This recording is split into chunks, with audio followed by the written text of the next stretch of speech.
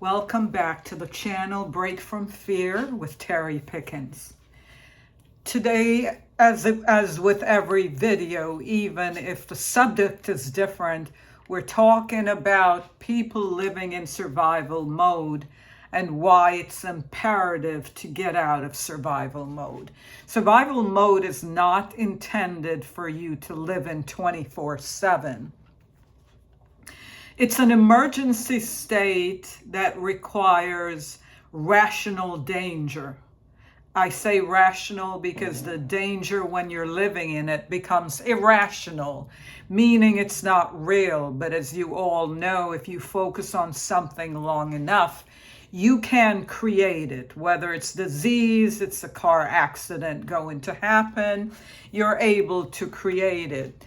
So the goal is to get out of survival mode, and my task is to help you to understand that even though it presents in a psychological way, it's a real mode that you're living in, and it's imperative that you get out for the sake of not just your sake, but any generation after you, and of course, in the end, the entire planet is at stake. So I promise to discuss with you, show you survival mode in The Dog Whisperer with Cesar Millan. We're presenting it in two parts, and part of what I am going to tell you is people ask for help, Cesar for help with their dog. The dogs are usually way out of control. We're not talking about an annoying bark. That may be part of it, but a lot of times people are prisoners in their own homes. The dogs are biting. They become a danger to the neighbor. They become a danger to people's families. And a lot of times, Cesar will tell you the end result if they can't find solution, because they go and get a dog trainer. And as Cesar says, the trainer is looking at physical behavior versus psychological, which the psychological is like being in survival mode. It's a whole different animal you're dealing with. And so if the trainers use the physical way and that doesn't help, then a lot of times the dogs are put down. They're euthanized. In other words, they're really killed, and that's sad. So let's ask about when Cesar comes in and start to do his work. One of the things we notice is how people are hypersensitive to his methodology.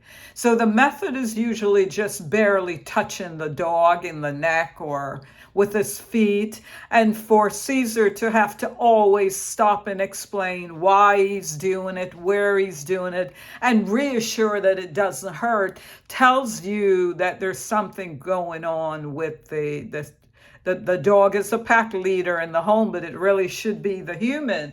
But why is the human so hypersensitive? It's really a psychological response of someone saying, oh, the dog is so pretty and I don't want her to lose her spirit, and I don't want to be mean. I don't want her to be hurt, him or her. It could be a male or female dog.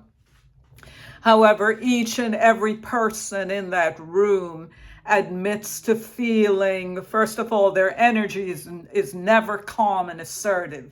That's why the animal take over, because in primal mode, you need an anchor. If you are in primal mode and you do not detect an anchor, then you become that leader, because fear is really a form of weakness.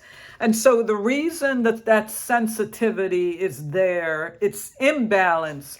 It's there because the person is mirroring or remembering a time in their own life when something happened, and they admit to being frustrated and angry. So they're not realizing that frustration and anger is mean, and it's psychological, and it's actually more damaging and dangerous than physical touch. Now, me saying that, of course, I have to defend the video. I'm not suggesting, I think corporal punishment is one of the worst sins for a child when they're primal. But I'm just making a comparison that when it's psychological, it goes on longer, it goes on over and over because we don't realize the damage.